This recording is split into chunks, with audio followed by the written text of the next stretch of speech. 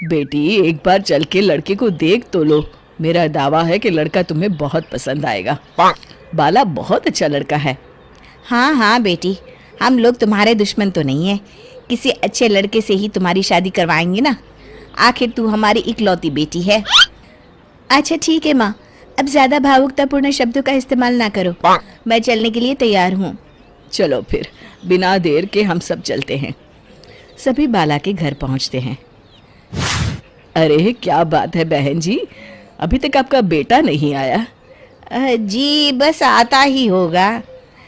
तभी वहां बाला आता है। लो जी, आ गया मेरा बेटा।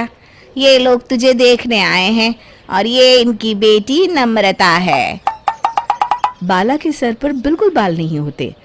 ये देख नम्रता और उसके परिवार वालों की आंखें फटी की फटी रह जाती है। ये तो टकला है। हे भगवान, माँ पिताजी, आप दोनों एक टकले से मेरी शादी करवाने वाले थे। अरे ये तो पूरा उजड़ा चमन है। देखो बेटी, इस तरह किसी का मजाक उड़ाना गलत है। किसी के बारे में इस तरह की बातें नहीं करते। बालों का क्या है, वो तो आते जाते रहते हैं। लड़का टकला है तो क्या हुआ, इंजीनियर है, अच्छा खासा कमाता है। आप चुप रहिए जी। इस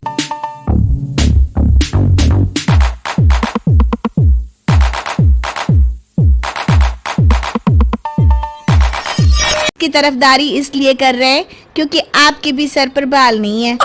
मैंने तो आपसे शादी कर ली, मगर मैं अपनी बेटी की शादी एक टकले से बिल्कुल नहीं करवाऊंगी। अरे ये क्या, कब से आप लोगों ने टकला टकला लगा रखा है? और माफ करना, तुम भी कोई हूर की परी नहीं हो। तुम लोग मेरे घर में आकर मेरी ही बेइज्जती कर रहे हो। निकल जाओ यहाँ से। हाँ हाँ तो जा रहे हैं ना, हमें भी यहाँ रुकने का कोई शौक नहीं है। नम्रता और उसके परिवार वाले उठकर वहां से जाने लगते हैं। तभी नम्रता का छोटा भाई जाते जाते कहता है, टकला, तेरा बाप टकला। और इस तरह बाला का रिश्ता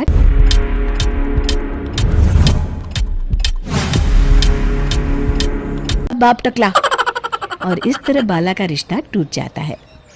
फिर एक दिन सड़क के किनारे एक आदमी घूम घूम कर कंधी बेच रहा होता है।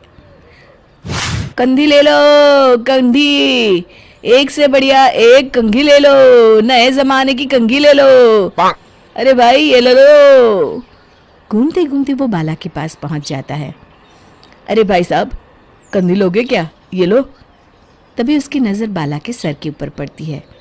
अरे माफ़ करना भाई साहब, आप इसे लेकर क्या करोगे? आपके सर पर तो बाल ही नहीं है, आपका तो स्टेडियम पूरा खाली है। चलता हूँ, कंधी ले लो, कंधी ले लो। कंधी वाले की बातें सुनकर बाला को बुरा लगता है।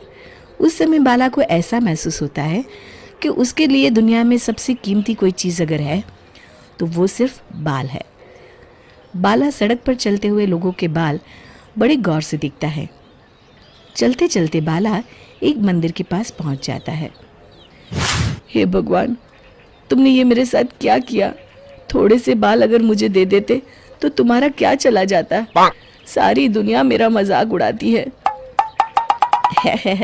अरे भाई, आज पहला इंसान देख रहा हूँ जो मंदिर आकर भगवान से अपने लिए बाल मांग रहा है।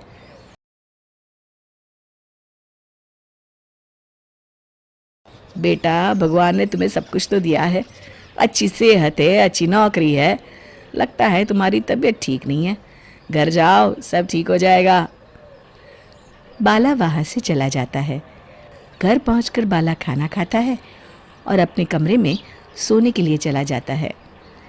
फिर सुबह जब बाला सोकर उठता है तो आईने के सामने अपने आप को देखकर हैरान हो जाता है। बाला के सर पर एकदम घने बाल आ जाते हैं। बाला खुशी से झूम उठता है। अरे ये तो चमत्कार हो गया, मेरे सर पर बाल आ गए। लेकिन ये हुआ कैसे? दोस्तों, अगर आप इस कहानी का दूसरा भाग देखना चाहते हैं तो हमें कमेंट करके ज़रूर बताएं।